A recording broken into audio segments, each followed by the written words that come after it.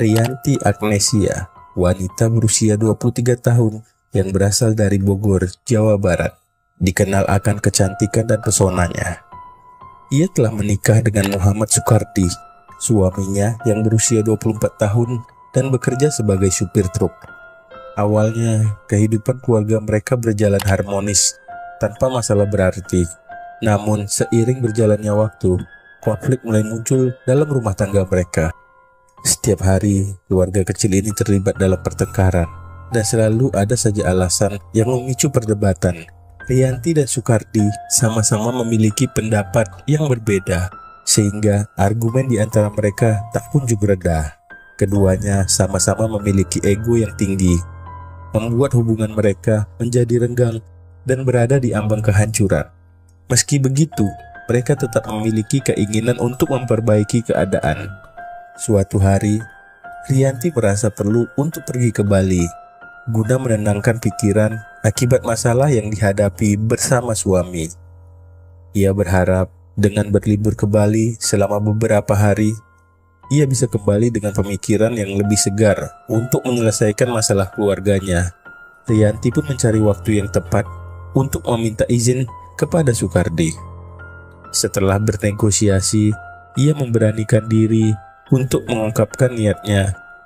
Dengan tiba-tiba, Rianti menyatakan kepada suaminya bahwa ia akan pergi bekerja di Bali. Meskipun ia tidak menjelaskan secara spesifik tentang pekerjaan tersebut, Sukardi yang merasa ragu dan khawatir akan keselamatan istrinya awalnya melarang Rianti pergi, terutama karena situasi keuangan mereka yang kurang mendukung. Namun, Rianti tidak menyerah dan terus merayu suaminya untuk mendapatkan izin.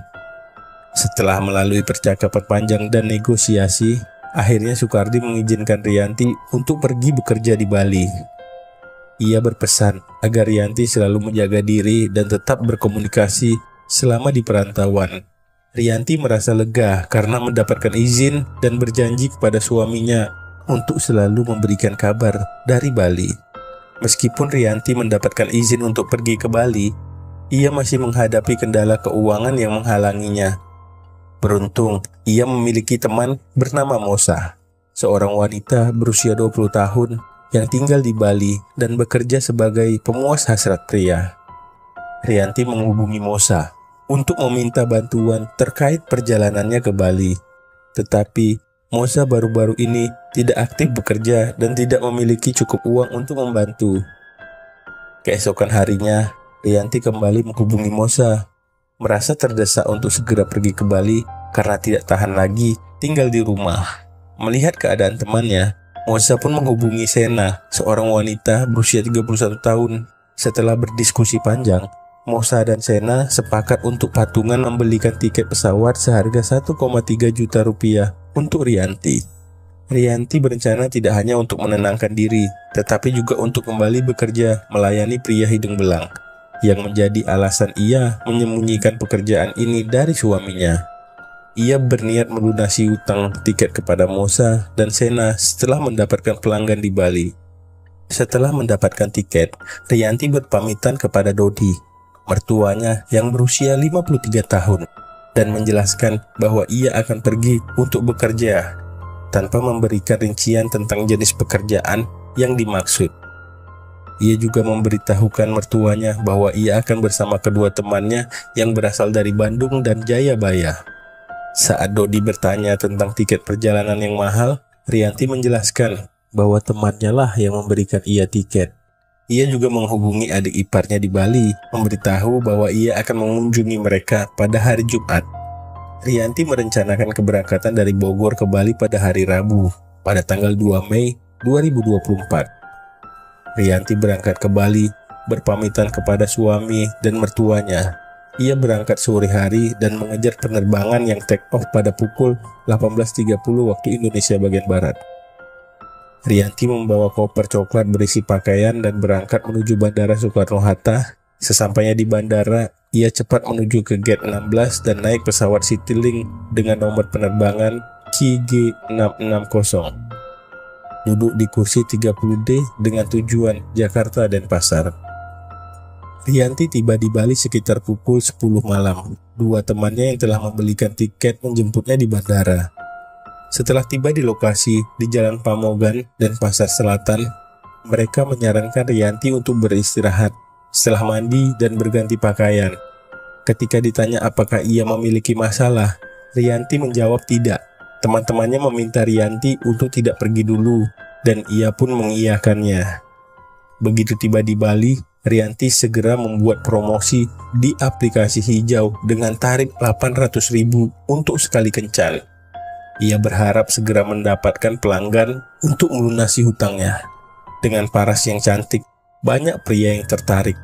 Tetapi hanya satu yang serius, yaitu Amrin Al-Rashid, seorang pemuda berusia 20 tahun yang berasal dari Jonggol Jaya, Kelurahan Arsenauli Arch, Tapanuli Selatan, Sumatera Utara, dan kini tinggal di Bali.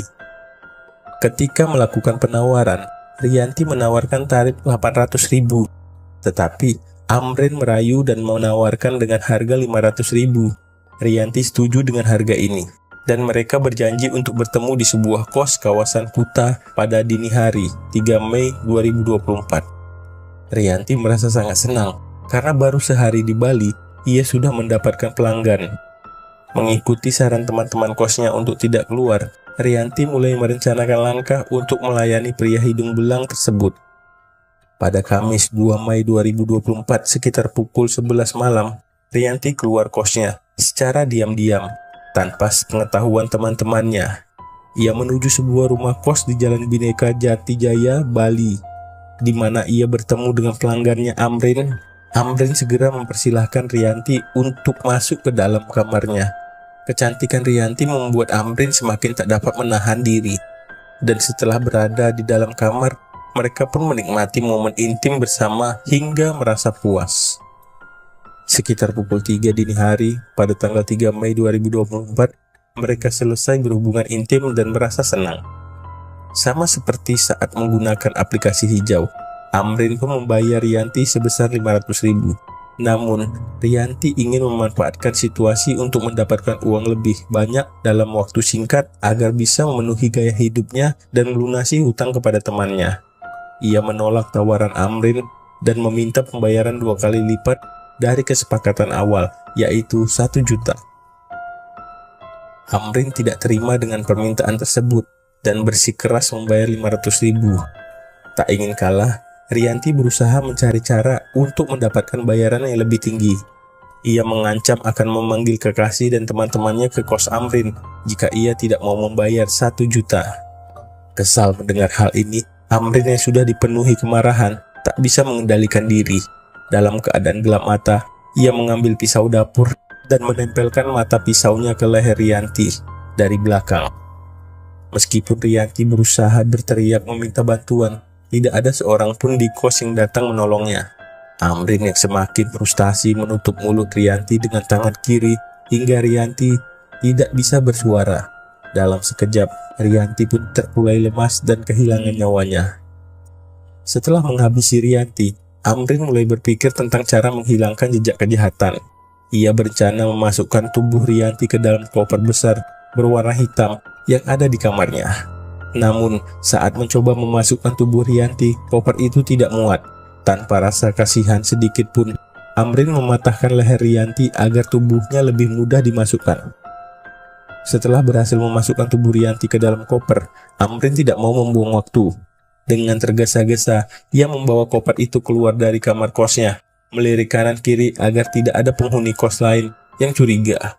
Dalam keadaan yang sama, ia masih mengenakan pakaian yang penuh bercak darah. Amrin menyeret koper berat itu menuju sepeda motor yang terparkir di garasi. Ia menggunakan motor Beat berplat nomor DK2909FR untuk meninggalkan kos dan menuju tempat pembuangan di semak-semak dekat jembatan panjang Jimbaran. Setelah membuang koper, Amrin berencana pulang ke kos. Namun, rasa gelisah kembali menghantuinya, mendorongnya untuk kembali ke lokasi pembuangan koper. Saat tiba di sana, ia mendapati bahwa sudah ada petugas kepolisian dan warga setempat, sehingga niatnya terpaksa dibatalkan. Amrin meninggalkan sepeda motornya sekitar 60 meter dari lokasi, dan segera meminjam motor temannya untuk pergi ke rumah kakaknya di Kuta. Kakaknya terkejut melihat Amrin datang dengan tergesa-gesa, pakaiannya lusuh dan berbau darah. Amrin menceritakan bahwa dia telah memesan seorang kupu-kupu malam dan menghilangkan nyawa orang tersebut. Kakaknya terdiam, dan setelah beberapa saat, menyarankan agar Amrin menyerahkan diri ke polisi dan mengakui perbuatannya, berharap mendapat keringanan hukuman. Dengan tekad bulat, Amrin pun pergi ke Polsek Kute dan mengakui semua perbuatannya. Di sisi lain, Rena dan Mosa, teman Rianti, mulai mencari keberadaan Rianti. Awalnya mereka mengira Rianti keluar untuk membeli sesuatu. Namun setelah 1 jam menunggu tanpa kabar, Rena meminta Mosa untuk menghubungi Rianti lewat chat. Balasan yang diterima menyatakan bahwa Rianti sedang menuju lokasi yang diberikan oleh tamunya, membuat mereka sedikit lega. Namun setelah berjam-jam menunggu, Rianti tak kunjung pulang dan tidak ada kabar. Sekitar pukul 3.30 dini hari, mereka mencoba menghubungi Rianti lagi, tetapi tidak ada respon. Rena merasa khawatir dan menelepon Rianti. Namun suara yang menjawab bukanlah Rianti, melainkan seorang pria. Rena dan Mosa panik, takut ponsel Rianti diambil oleh seseorang. Ketika pria itu menjawab, dia terdengar seolah sedang berkendara, dan ketika ditanya, dia mengaku sedang di Jimbaran. Namun, dia cepat memutuskan sambungan. Dan ketika dihubungi lagi, nomor Rianti sudah tidak aktif. Dalam keadaan panik, mereka menghubungi suami Rianti, Sukardi. Ketika menerima telepon, Sukardi memberitahu bahwa istrinya telah berpulang akibat ulah seseorang yang tidak berperi kemanusiaan. Dia mendapatkan informasi tersebut dari Polsek Kute dan menyarankan agar Rena dan Musa tidak lagi mencari Rianti. Keduanya terdiam, air matanya mengalir di pipi mereka.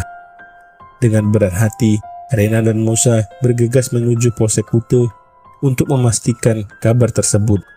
Sesampainya di sana, mereka menemukan bahwa Rianti telah berpulang di RS Ngurah. Melihat sahabat mereka terbaring tak berdaya, mereka sangat sedih dan tak percaya akan nasib Rianti. Menurut informasi dari penghuni kos, pada dini hari mereka mendengar teriakan perempuan dari kamar Amrin yang terletak di lantai 2. Teriakan itu terdengar sekitar pukul 2.30 dini hari. Beberapa penghuni kos merasa curiga dan mengintip, melihat Amrin keluar dari kamarnya dengan koper besar yang tampak berat. Curiga akan apa yang terjadi, penghuni kos melaporkan kejadian tersebut kepada polisi. Polisi segera datang ke lokasi kejadian dan melakukan penyelidikan. Di sisi lain, Sukardi, suami Rianti, menyampaikan bahwa sebelum kejadian dia merasakan firasat yang aneh.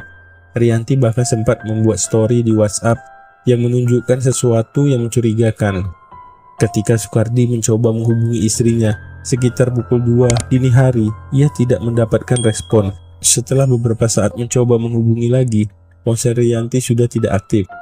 Kecemasan Sukardi pun terjawab ketika ia mendapat kabar bahwa istrinya telah berpulang di tangan pelanggannya.